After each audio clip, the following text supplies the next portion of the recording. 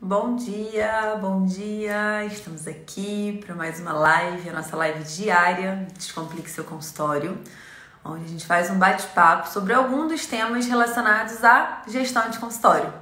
Então, seja muito bem-vinda, Rafa, Gláucia, Regina, Mariana, Rosa, Ortopedia Niterói, não sei o nome, Ludmila, todos muito bem-vindos. E aí, o que vocês estão achando das lives? Estão gostando? Tem várias carinhas novas por aqui, tem que me contar, gente. Lu é das antigas. Bom dia, Lu. Ana Paula também é das antigas. Tem de tudo aqui, gente. Tem gente nova, tem gente mais bacana. Thaísa, Tatiane. Que bom, gente. Sejam muito bem-vindos. Tá gostando muito, Regina? Que bom. Mariana, bem-vinda. Grazi. Tenho tentado trazer temas que vocês pedem para que seja o mais produtivo possível. E hoje foi uma solicitação de vocês também que a gente falasse sobre montagem do primeiro consultório, do seu próprio consultório, né? E quando eu tinha feito uma pesquisa com vocês, quase vintage. Ana, figura. Bom dia, Grazi.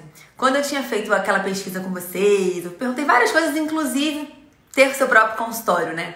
E cerca de 35% de vocês desejam ter o próprio consultório e ainda não tem. Vou até colocar aqui o título do que a gente vai falar hoje. Consultório próprio. Eu vou falar de 4 coisas importantes a serem consideradas na montagem do consultório próprio.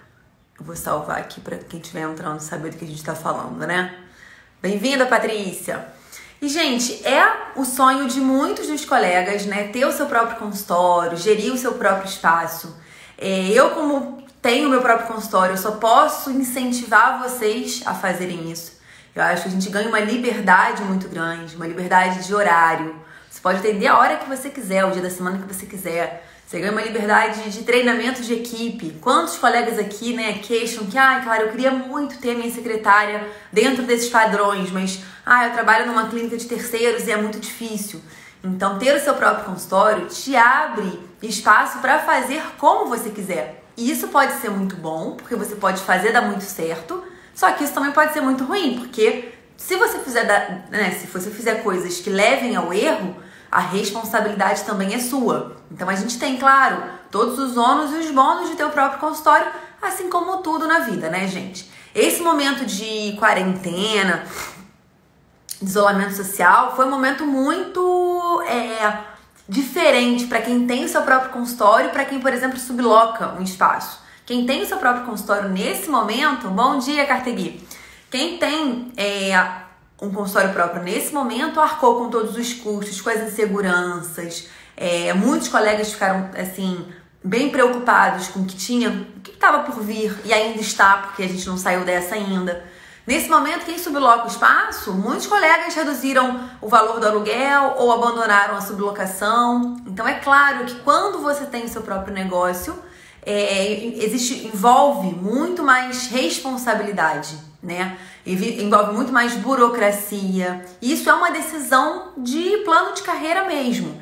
Eu falo que nem todo mundo tem perfil para ter o seu próprio negócio e tudo bem com isso, gente. Tem colegas que preferem a estabilidade, preferem trabalhar para terceiros, preferem não ter que se preocupar tanto com a parte de marketing, preferem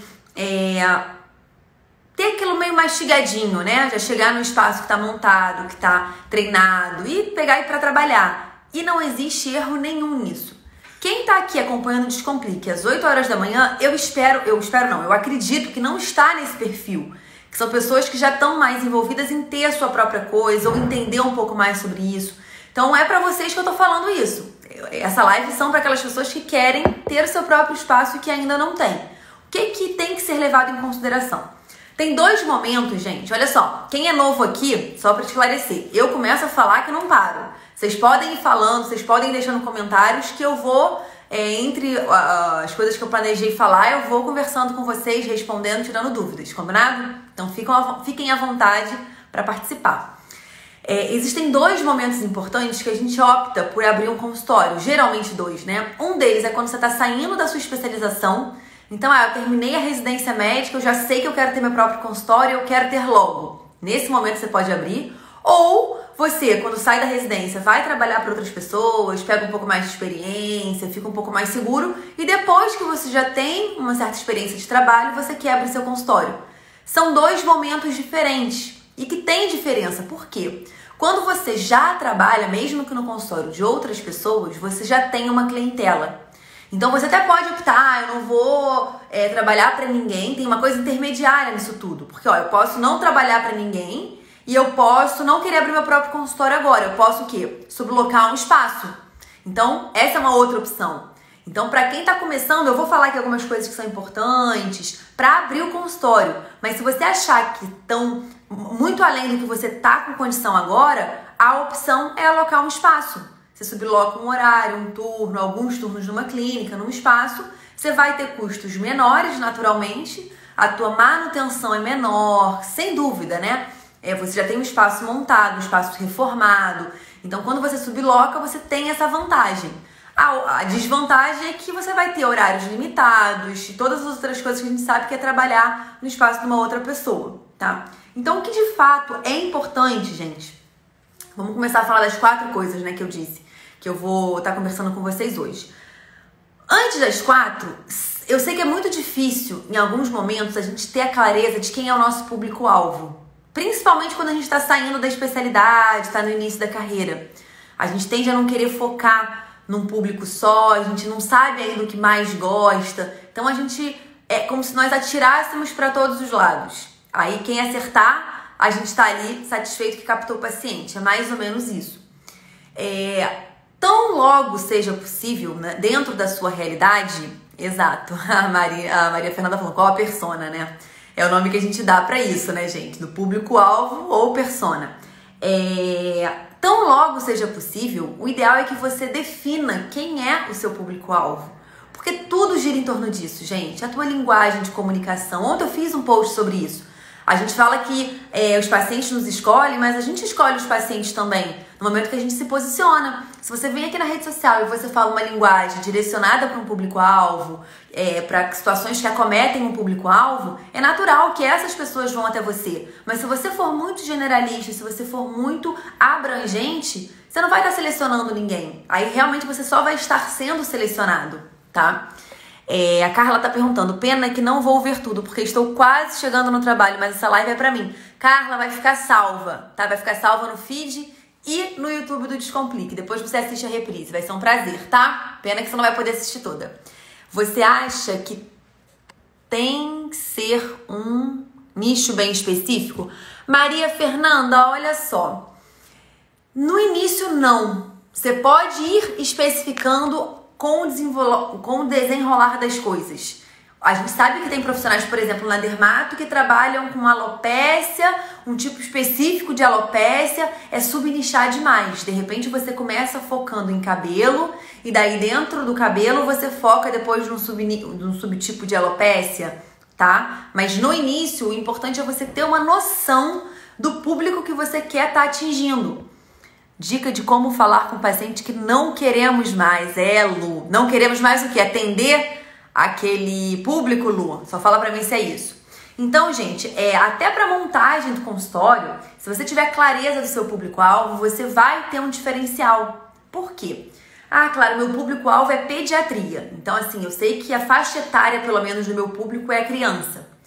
Poxa, se você tem a oportunidade de abrir uma clínica, um consultório próximo de uma escola, próximo de uma creche, tá? Isso pode trazer alguma vantagem.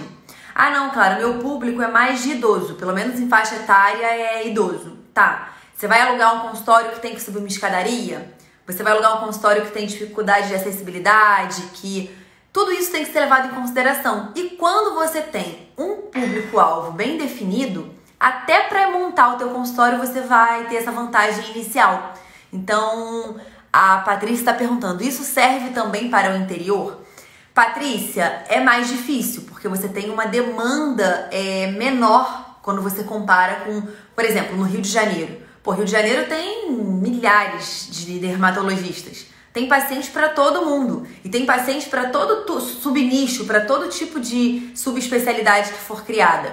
Minha cidade é Areal, é o interior do estado, tem 12 mil habitantes. Poxa, lá eu ia, agora eu não atendo mais lá, mas eu ia atender lá uma vez por mês. Eu consegui atender todo mundo que queria ser atendido, tá? Porque o volume é muito baixo de procura. Então você imagina se eu fosse pra lá e ainda falasse, não, olha só, eu só atendo pacientes com problemas de unha porque é o meu público-alvo, é o meu foco. Então isso acaba não funcionando tão bem para cidades muito pequenas, tá? Porque por mais que você vire uma referência, que pessoas de cidades vizinhas possam ir até você, você não pode contar com isso, tá? Então em cidades de interior, cidades menorzinhas, você vai ter mais dificuldade em focar um público-alvo, tá? Não quer dizer que você não possa, Patrícia, porque muitas vezes, quando a gente fala em selecionar um público-alvo, não é negar atender o restante, tá? Então você selecionou um público. Vou tomar um café porque tá a garganta tá sequinha. Selecionou um público. Quer dizer que você só vai atender esse público, você vai negar atendimento pro restante? Sou do interior, tô no início? Não, gente. O que faz você quando seleciona um público-alvo é direcionar a sua linguagem, direcionar as suas estratégias de marketing, direcionar as suas ações do consultório para atender esse público-alvo. Mas não tem problema algum se você atender pacientes que não estejam dentro disso. Só que esses pacientes já sabem, através da sua comunicação e do seu posicionamento, que você tem a sua especialidade, capacidade para atendê-lo, mas que o seu público-alvo é outro, tá? A Karina. A verdade é que enquanto trabalhar com convênio, vai acabar atendendo públicos que não são seu alvo. Exato, Karina, exato. Fica mais difícil você, dentro do convênio, você selecionar um público-alvo específico, tá? Mas, Karina, olha só, é o que eu tô falando, você vai ter dificuldade de só atender o seu público-alvo, mas isso não impede que você se posicione para atender aquele público-alvo. Então, na sua estratégia da rede social, a sua comunicação vai ser toda voltada para aquele público-alvo. Não espere poder só atender esse público para você construir a sua autoridade nesse assunto, tá? Nesse grupo. Você pode construir isso ao longo de bastante tempo e só posteriormente a isso você conseguir atender só o seu público-alvo, tá?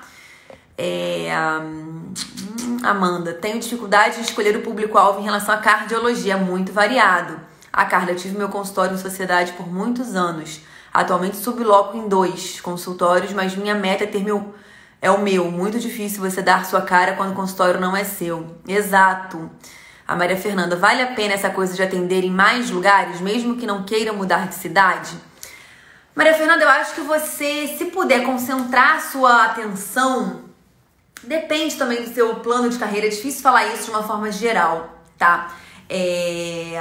Eu acho pouca vantagem você sair dividindo muito, tá?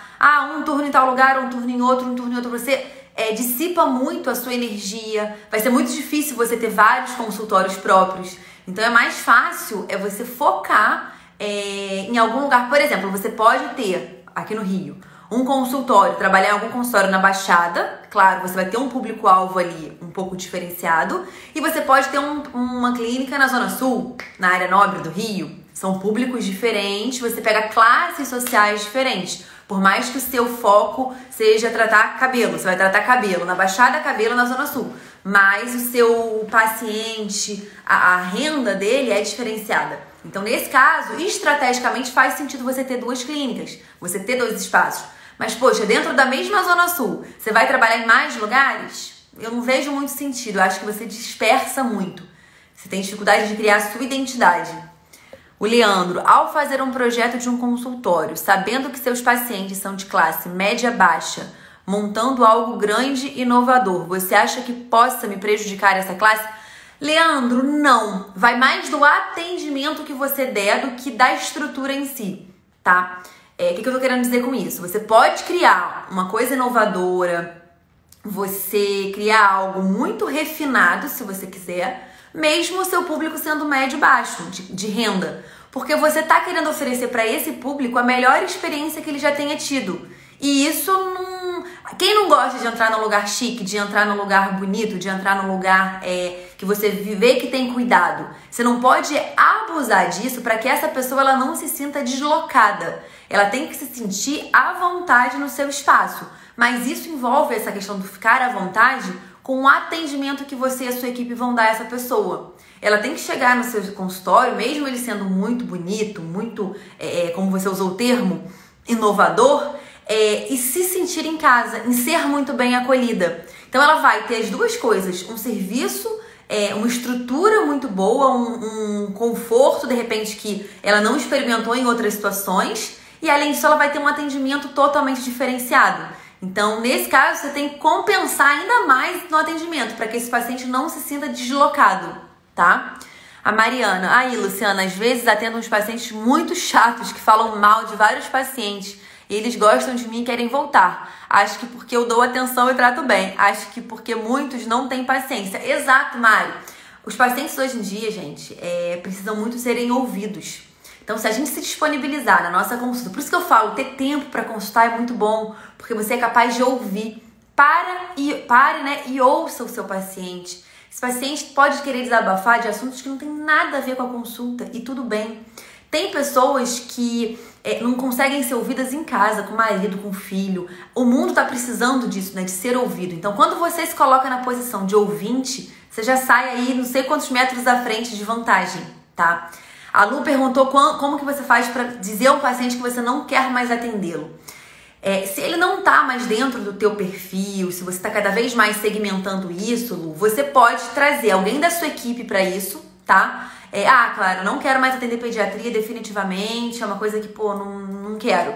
Traz alguém da sua equipe para sua equipe que atenda a pediatria e a partir disso você vai falar com essa pessoa, olha, tô trazendo alguém para minha equipe que é ainda mais especialista em crianças do que eu, ele tem mais atualizações e tudo mais, e você vai estar mais bem atendido sendo visto por esse colega. Eu vou te apresentar ele, espero que você goste muito, você vai continuar com o nosso atendimento, e aí você pode fazer essa migração para dentro do seu espaço, ou se você optar realmente por não atender mais pediatria e não tiver ninguém para trazer para sua equipe, não quiser trazer, não tiver dentro do seu plano, você pode simplesmente procurar um colega que você confie nessa área e começar a indicar os seus pacientes para esse colega, entendeu? Você está oferecendo para o paciente o melhor tratamento, ainda que não esteja esse tratamento na sua mão, tá? E o paciente vai te perdoar por isso, até porque é isso que ele quer, ser bem atendido, tá? Deixa eu ver se tem mais perguntinha para dar continuidade. Bom dia, Clara.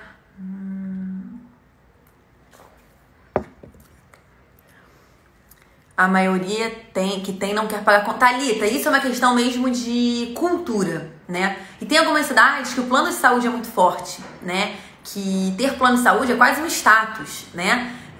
Pro médico e pro paciente, inclusive. Mas isso é uma questão de... É uma decisão sua, e aí você quem vai saber dizer se pra esse local, pra tua carreira, faz sentido ou não ter convênio. E se não fizer, vai estar na tua responsabilidade reeducar esses pacientes. E aí você vai ter que buscar formas de mostrar para esse paciente que o seu atendimento, sendo particular, é diferenciado. Por que vale a pena o paciente pagar ou não? Se você oferecer o mesmo atendimento que um outro colega do plano de saúde ofereça, realmente para esse paciente não vai fazer sentido, né? Por pagar a consulta, se eu posso ter o mesmo atendimento com o Zé das Couve. Então, assim, a gente tem que tentar buscar cada vez mais a diferenciação do nosso atendimento, na nossa estrutura, enfim, no nosso posicionamento, tá? Bom dia, Clara, Camilinha, bom dia, Maria Fernanda. Eu queria ter ideia de quanto preciso de capital para ter um consultório, para poder fazer aquela conta. Trabalhar para alguém e investir no meu próprio. Então, Maria Fernanda, vamos começar, né, a falar os 4? Porque eu parei aqui conversando com vocês. Depois que a gente falou do público-alvo, que tudo vai girar, não esqueçam disso, tá? O público-alvo não tá entre os 4 que eu coloquei, mas ele vai estar aí permeando tudo, tá? Primeira coisa que você tem que fazer é um levantamento de mercado, Maria Fernanda. Você vai precisar saber, escolher o bairro que você quer trabalhar. E aí, para isso, é importante saber, poxa, qual a densidade de especialistas da minha especialidade, né, que tem nesse bairro e naquele outro. Eu quero trabalhar num bairro só porque é perto da minha casa. Esse realmente tem que ser o critério? Não, eu quero alguma coisa que é perto da minha casa. Gente, dependendo do como for, faz o caminho inverso. Oficializa o seu consultório, depois mude para perto dele, tá? A gente tem que tentar conciliar. Não é porque você mora em determinado bairro que o seu consultório tem que ser nesse bairro, não. Faça uma análise, permita escolher estrategicamente qual é o bairro que tem mais pessoas que tem o teu perfil, o perfil que você quer atender. Mas é o bairro que tenha, de repente, a renda do público que você quer atender. E quando eu falo isso, gente, eu não tô querendo dizer que você tem que atender só a classe A, não, tá? Muita gente tem, assim, muito sucesso profissional, muito movimento de consultório na Baixada, tá? Quando eu falo Baixada aqui do Rio, que seria o bairro, a região que não é tão nobre, se a gente pensar em termos de renda, né? Então, não quero dizer que tenha que ser classe A. Eu tô só querendo dizer que é importante você fazer essa escolha de forma racional, tá? Então, ó, vê o bairro, vê o número de especialistas que tem nesse bairro, o valor que as consultas são praticadas nesse bairro. Não quer dizer que você vai copiar o valor da consulta dos outros, não. Mas você tem que ter uma referência. Você vai atender aqui na Zona Sul do Rio, cobrar uma consulta de R$500 é algo, de repente, mega aceitável. Pô, você vai pra Barra da Tijuca, cobrar uma consulta de R$600 é aceitável. Você vai pra Baixada, cobrar isso é impossível. Então, você tem que saber a média que você pretende, né, tá cobrando, né, pra daí você também tá vendo aquele bairro. Quanto que aquele bairro, às vezes, praticam os valores, tá? Pra você se encaixar. Custo do imóvel. Eu tenho que avaliar, eu quero comprar ou eu quero alugar. Bom, então eu tenho que ver em tal bairro quanto que é o aluguel de uma sala. Todos esses dados, todas essas informações é realmente uma pesquisa de mercado que vocês têm que fazer, que é a primeira coisa importante das 4 aqui que eu vou falar hoje. Então, pesquise o seu mercado. Bairro, o custo do imóvel, o IPTU daquele imóvel, tem shopping próximo, não tem? É seguro, não é? Como que é a acessibilidade? Como que tem metrô próximo? Todas essas são perguntas importantes que a gente tem que fazer antes de fixar o nosso consultório em um local, tá? Depois que você está fixo em um espaço, você pode mudar? Claro, pode. Você está construindo a sua marca ao redor da sua pessoa, da sua marca mesmo. Então, se em algum momento você precisar trocar de bairro, trocar de espaço, tem grande chance dos pacientes virem, continuarem com você. Mas a gente sempre que vai escolher um lugar, a gente tem que pensar que aquele lugar é lugar para a vida toda. Porque você vai estar gastando muita energia, muita grana para montar um lugar. Então, se você pensar que você vai ter uma durabilidade pequena, você não tem nem gás para isso, né? Então, pense qual é o lugar que eu quero ter profissionalmente para chamar de meu, tá? Então, esse é o item 1, que é o levantamento de mercado, tá? A segunda coisa que você vai precisar fazer, é isso que você falou, Maria Fernanda, fazer um levantamento de custos. É a segunda coisa. Então, você vai precisar ter noção do seguinte: eu já escolhi o bairro, eu já tenho noção de tudo, do valor do imóvel que eu vou precisar alugar, tá? Você vai precisar colocar num papel tudo o que você vai ter de gasto. Estimado, claro, não vai ter como você ter certeza da luz, por exemplo. Mas olha só, eu vi num prédio comercial X, tá? O aluguel do prédio, o IPTU do prédio. Você pode conversar com colegas do prédio, não tem problema nenhum nisso. Vai em algum consultório médico, troca uma ideia com um colega de outra especialidade, da sua especialidade, o que for. Até recomendo que seja de outra para não gerar conflito de interesse da pessoa te falando alguma coisa. Conversa com ela, olha, quanto que em média você paga de luz? Eu tô aqui abrindo meu consultório, tô fazendo uma pesquisa de mercado para eu tentar identificar quais vão ser meus custos. Você pode me passar? Cara, as pessoas estão em uma para ajudar a outra. Se você não conseguir logo de primeira, procura um outro colega que com certeza você vai achar alguém que tá aí disposto a ajudar, porque vai se colocar no lugar da pessoa que um dia já esteve começando, tá? Então, tente buscar o máximo de informações. O espaço que você vai precisar alugar, Maria Fernanda, ele tá já montadinho ou você vai precisar reformar? Você vai precisar fazer alguma decoração que você queira para colocar com a sua cara? Quanto que vai custar mais ou menos essa reforma ou essa decoração? Teu consultório ele precisa do que para começar? Você precisa de uma maca? Você precisa de um... Aí nesse momento, para você levantar os custos, que é o item 2, você vai tentar ser o mais minucioso possível. O que você realmente precisa para ter um consultório da sua especialidade funcionando? Eu quero ter um laser, eu quero ter isso. Peraí, vamos lá, gente. Abrir consultório, você não pode querer ter tudo o que você sonha ter daqui a 10 anos, não. Se a sua decisão for ter seu consultório, pense no mínimo necessário para você ter o seu consultório, porque isso vai tornar esse processo, esse projeto viável. Se você começar querendo ter tudo para depois inaugurar, para depois ter condição de ter seu próprio espaço, eu sinto te dizer, tem chance disso não acontecer nunca na vida, porque é difícil a gente conseguir ter tudo que a gente quer. Então, pense o que você precisa ter o mínimo para dar um atendimento satisfatório, agradável, ter um espaço elegante, que atenda às exigências do seu paciente, às suas exigências. Mas pense nisso de uma forma compacta, tá? E levante todos esses gastos. Outra coisa importante de você considerar. Eu preciso ter estoque mínimo. Dependendo da sua especialidade, quem trabalha só com consulta não tem muito estoque, né? Não, eu sou dermato, claro, então eu preciso de estoque.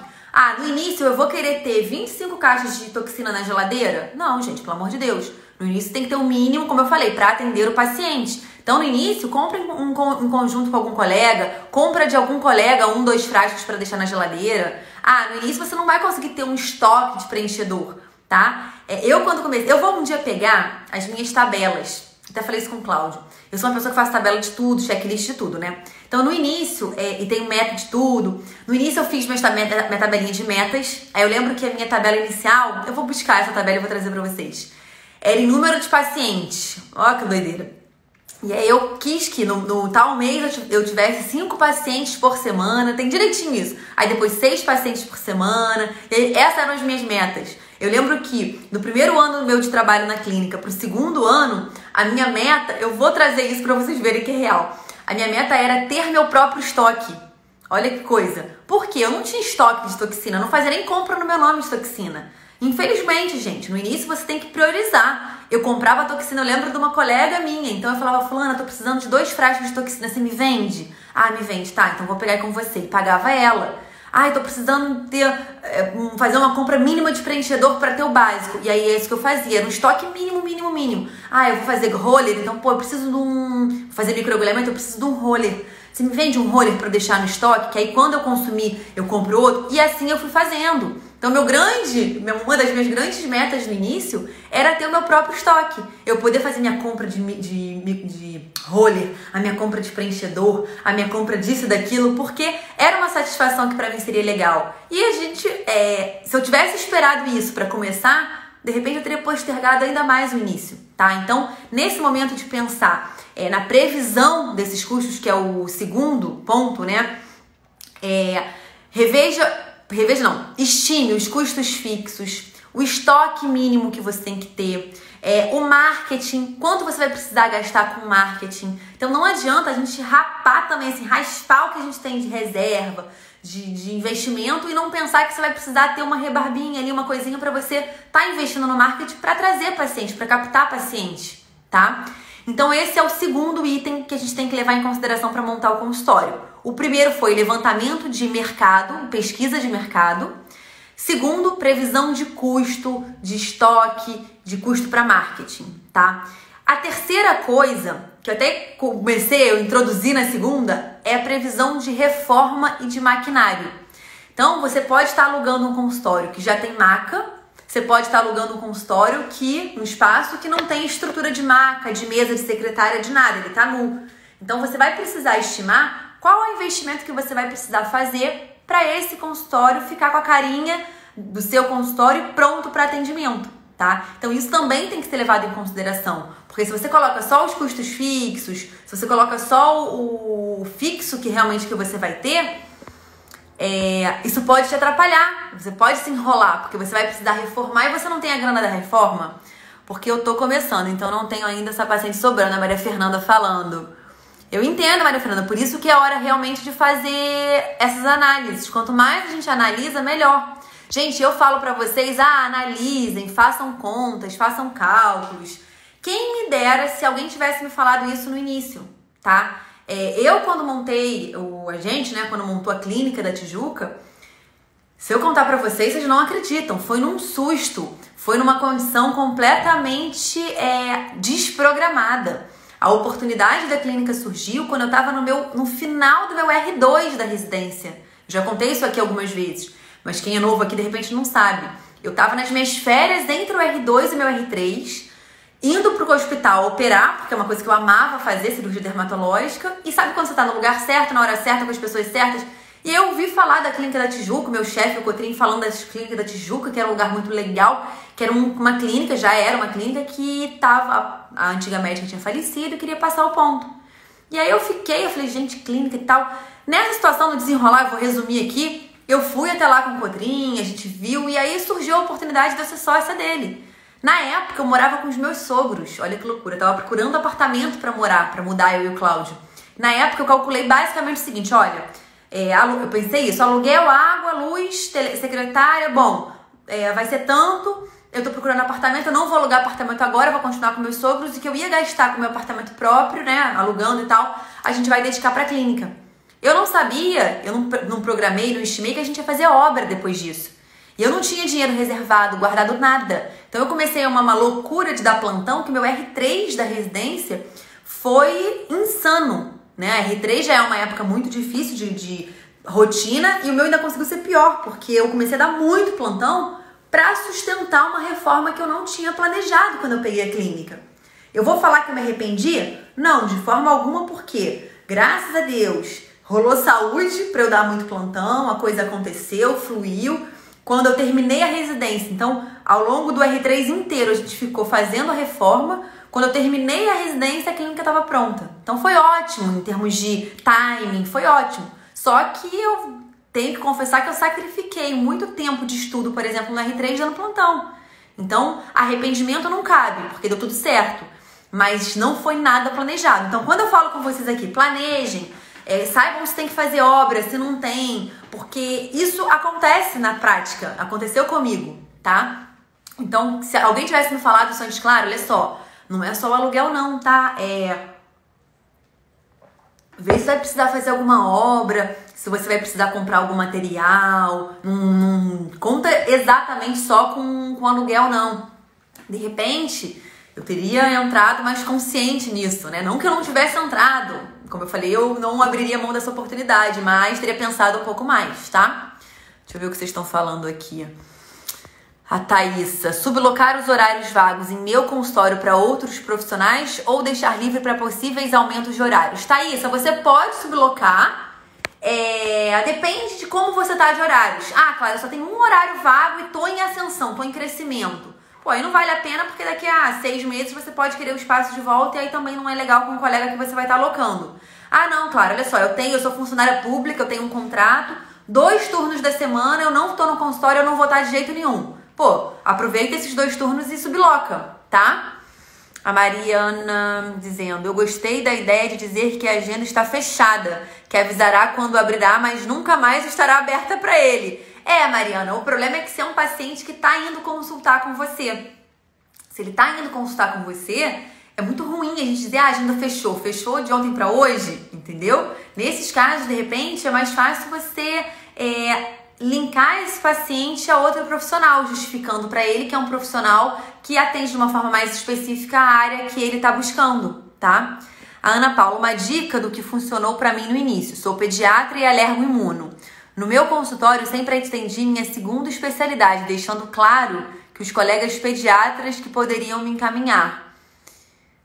No meu consultório, sempre atendi minha segunda especialidade. Entende? Você não atendia pediatria no consultório, é isso? Quando era pediatria, você mandava de volta para esses colegas? Foi isso que você falou? Condomínio do imóvel, fazer o ponto. Essa pesquisa de mercado, alguém profissional específico faz? Jéssica, com certeza você consegue contratar uma empresa para fazer isso para você. Só que a gente está falando do início de carreira. A gente está falando, não é início de carreira, o início de projeto, né? O início de projeto de consultório próprio. Uma coisa que eu falo aqui sempre é que a gente tem que tentar fechar todos os ralos no início, principalmente no início. A gente sempre tem que olhar para as nossas despesas e falar, essa despesa é realmente necessária? Porque através disso a gente consegue melhorar a nossa lucratividade, que é o que a gente, no fundo, quer. Lucrar com os nossos serviços. Então, vale a pena no início você contratar. Eu quero fazer meu marketing, vou contratar uma agência de marketing. Eu quero fazer contratação de funcionário, vou contratar uma agência de RH. Se você sai contratando muita gente, o seu início vai ser muito mais dispendioso. E pode ser que você não consiga sustentar isso. Se você tem em reserva, se você tem aí um budget alto para fazer isso, aí fica a seu critério. Mas você mesma pode fazer isso, tá? Até porque no início a gente parte do princípio que a gente não trabalha tanto, né? Que a gente acaba tendo uma flexibilidade de horário maior. Então, acho que você mesma pode fazer isso, tá? A Maria Fernanda perguntando se eu atendo todo dia. Maria Fernanda, atendia todos os dias até fevereiro, tá? Na verdade, eu casei em setembro do ano passado. Então, até setembro, eu trabalhei assim, full, integral, sem pausa. Eu atendia de 9 da manhã a 10 da noite. Era uma coisa bem insana, porque quem casou aqui, já casou, sabe que é uma loucura. E a gente fica meio louca, né? A gente gasta com coisas que em condições normais não gastaria. Então eu precisava fazer o consultório ficar ainda mais lucrativo. Então eu trabalhei muito, não tive folga. Depois do casamento eu já reduzi um pouco a questão de horário. E o projeto do Descomplique, os cursos do Descomplique começaram em novembro. Então, no início eu tinha poucos alunos, a gente estava começando. Então, quando o curso começou a crescer, eu precisei dedicar um horário específico para o curso. Então, atualmente, eu não trabalho 2 dias da semana por causa do Descomplique. Então, eu tenho 2 dias da semana que meu foco é exclusivo o Descomplique, tá? Então, por conta disso que eu não atendo mais todos os dias. E agora, com a pandemia, mudou muita coisa, né? Na verdade, com a pandemia eu fiquei 60 dias sem trabalhar, agora eu retornei, mas eu retornei 2 vezes por semana. Então, atualmente, eu tô com 3 dias livres, tá? Eu voltei bem reduzido. Eu voltei um dia aqui na unidade da Tijuca e um dia na unidade da Barra, tá? Além do Insta, qual outra forma de marketing você sugere? Thalita, eu acho que o Insta é um grande captador... tá certa a palavra. Captador de audiência, de pacientes, né? A forma que você tem de tornar o seu nome visível, né? Você vai ampliando as pessoas que conhecem seu nome com o Instagram.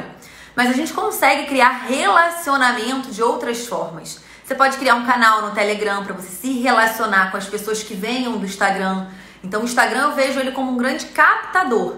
Mas para relacionamento aí tem o marketing que a gente pode fazer pelo Telegram, tem e-mail marketing, que é feito um marketing através de uma rede de e-mails. Então tem outras formas, tá? Você pode fazer pelo YouTube. Eu acho que a gente tem tanta plataforma digital hoje em dia que a gente tem que selecionar aquelas que vão ter mais a nossa cara, que a gente vai se sentir mais à vontade em estar utilizando. A Juliana, já estou nesse mínimo há 8 anos, não sei o que fazer para captar paciente. Tá travando aí, Karina? Aqui pra mim não travou, não. Eu também tive que reformar toda a sala antes de começar a trabalhar no meu espaço. Eu não roubaria paciente de pediatria, foi o que quis dizer. Desculpa. Ah, entendi. Eu entendi, Ana Paula. Não, até porque você é pediatra e alergista. Se os pediatras te encaminham e você fica com esse paciente, eles vão parar de te encaminhar. Então é mais que ético e correto que você devolva mesmo, né? A Thaísa falando, gastar dinheiro com papelaria, envelope, mimos para os pacientes no início do consultório. Tem isso também, Thaísa. A gente fala de gastar com mesa, cadeira, mas tem agulha, seringa, gaze, tudo isso entra dentro do seu estoque mínimo a ser definido no início, tá?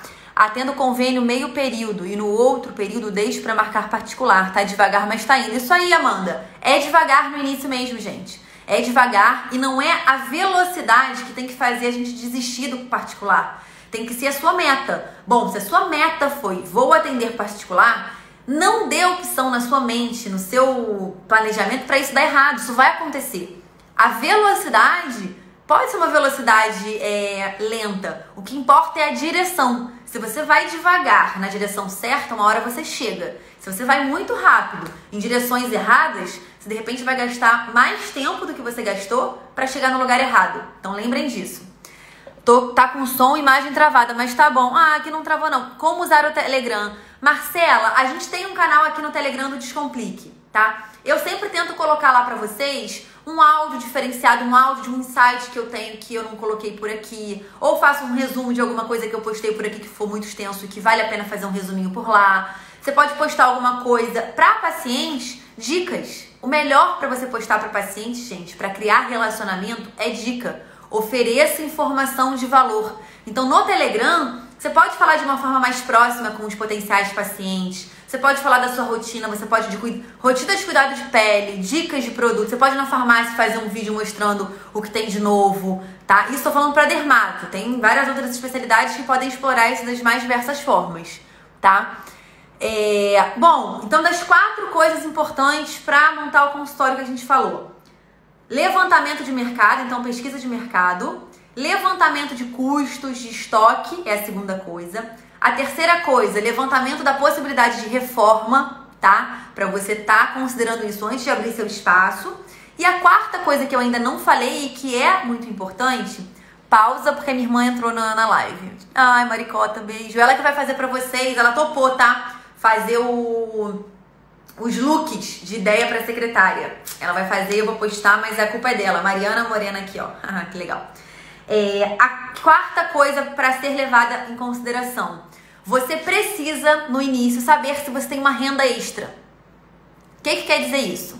Ou você tem que ter um dinheiro guardado. Então, aquelas duas opções, lembra que eu falei? Ou você saiu da residência agora, ou você tá já trabalhando em algum espaço e quer montar seu próprio consultório. Nessas duas situações, você tem que se perguntar: eu tenho algum dinheiro reservado? Eu tenho alguma reserva que pode manter esse consultório por algum tempo? Tá, se você não tiver uma reserva, ou se você tiver e for uma reserva pequena, você precisa se programar. E minha mãe, eu não vi. E eu, ai meu Deus, uma ciumenta aqui. E a minha mãe querida aqui também, gente. Meu Deus, você é muito ciumenta, sério.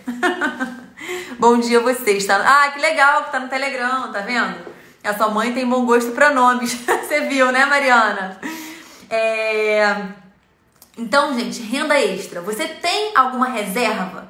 Tá, claro, eu tenho, mas diante dos custos que eu vi que eu vou precisar, é uma reserva pequena. Tá, você tem uma renda fixa mensal? Por exemplo, você dá algum plantão?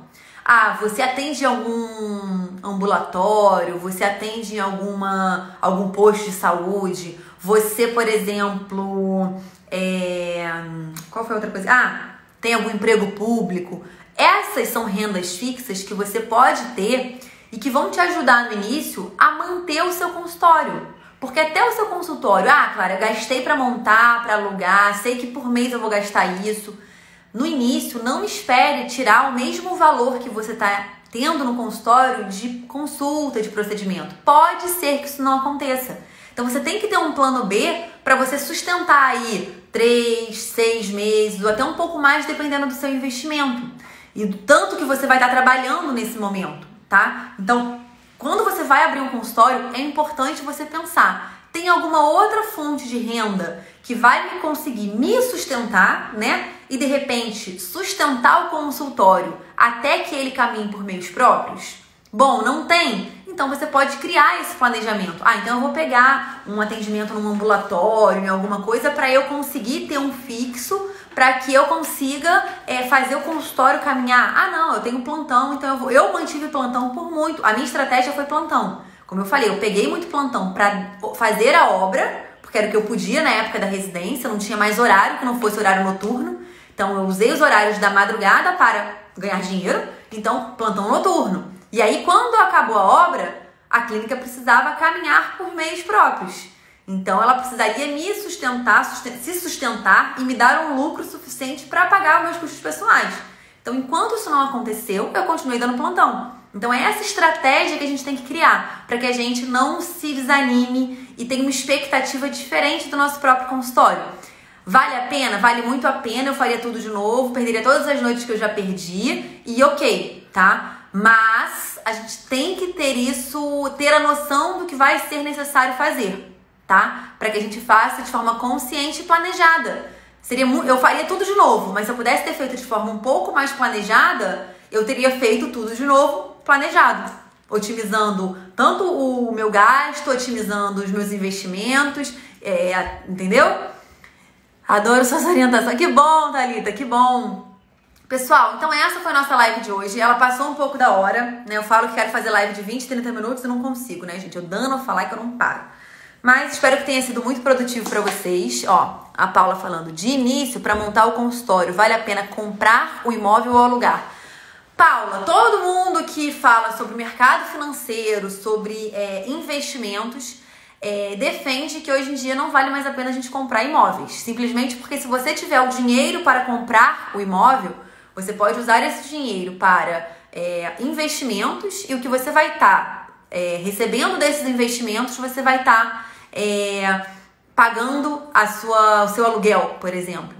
Então, é muito importante você considerar a tua região para isso. Saber quanto que qual a diferença de comprar o imóvel, quanto que você vai precisar para isso e quanto você vai gastar de locação, para você ver se na tua realidade qual dos dois que faz mais sentido.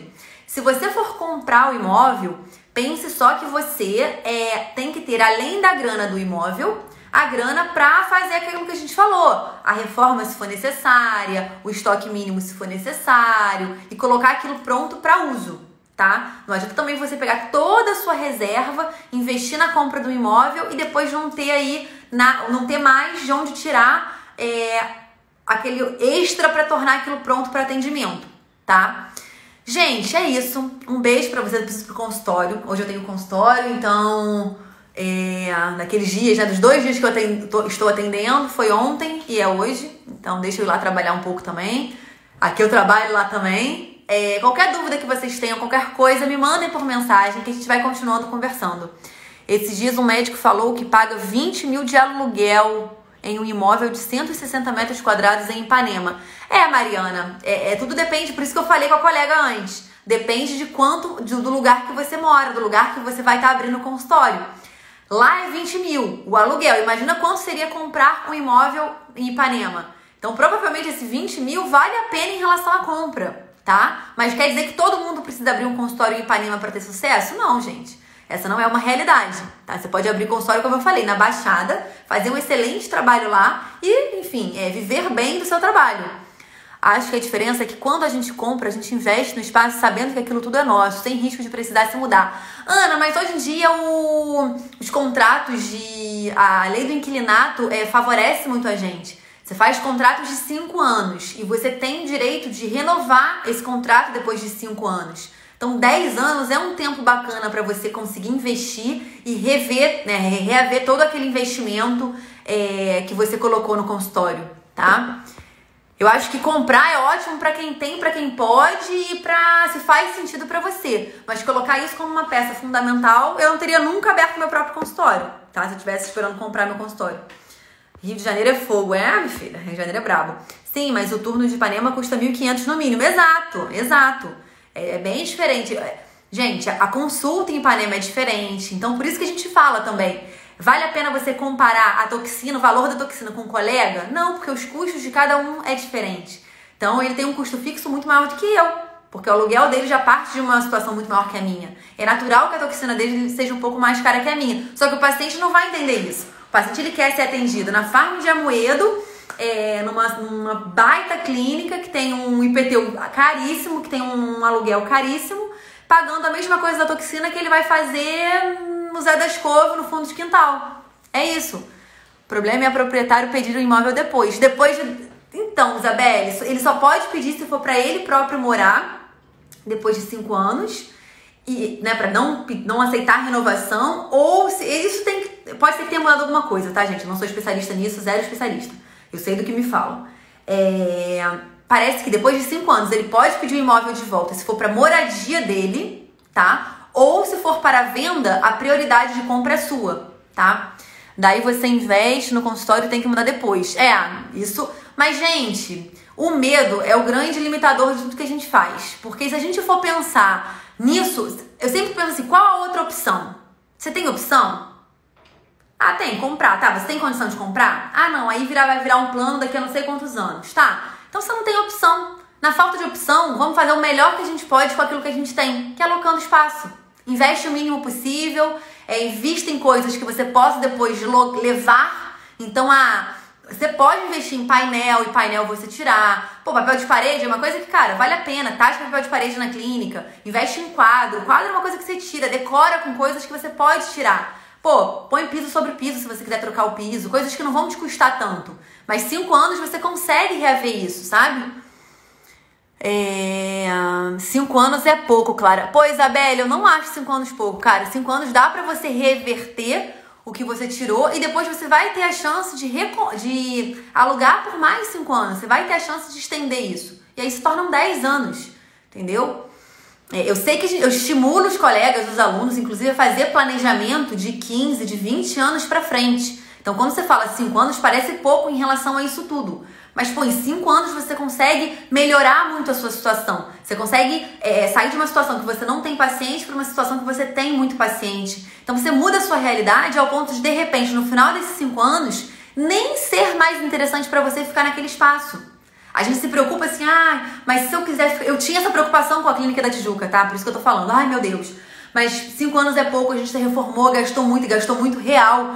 E como que vai ficar? Cara, a gente renovou o contrato, ok, mas se não tivesse renovado por algum motivo, 5 anos eu fiz o meu nome, eu conseguiria mudar para um outro espaço e levar todos os meus pacientes. Eu tenho uma visão completamente diferente agora de montagem de um espaço do que eu tinha lá atrás. Então a gente ganha muita coisa ao longo de 5 anos. A minha só recomendação é não deixem que isso freie vocês. Se a limitação for o medo de durar 5 anos o contrato e por isso você não vai abrir seu próprio espaço, não caia nessa. Em 5 anos muita coisa muda. Em 5 anos, inclusive, você pode mudar.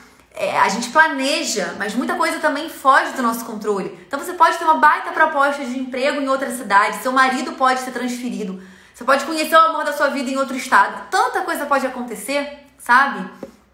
Na hora de renovar o contrato, ele pode aumentar muito o aluguel. Não, Marcela, ele pode aumentar dentro dos reajustes que são feitos, tá? Ele não pode simplesmente dobrar o aluguel, tá? Existe essa lei do inclinato, eu não sei exatamente os detalhes, pra falar a verdade, eu nunca nem peguei na lei pra ler. O que eu sei é do contador conversar comigo. Porque a construtora de quem locava decidiu que queria vender. Entendi. Contrato de 5 anos sempre. Contrato de 5 anos tem regras legais diferenciadas, se informem exatamente. Regras que defendem a gente como inquilino, tá? Lembrar que os prédios vão ficando velhos e sem as novas tecnologias.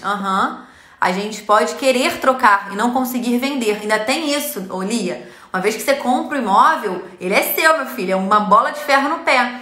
É como eu tô dizendo, 5 anos, muita coisa pode acontecer. Em 5 anos, aquela área que você escolheu, ela pode não ser mais tão atrativa para você como era no início. Você pode depois, ao longo dos 5 anos, ver que, poxa, o seu público não era aquele que você imaginava. E você querer mudar de lugar, você mesmo querer.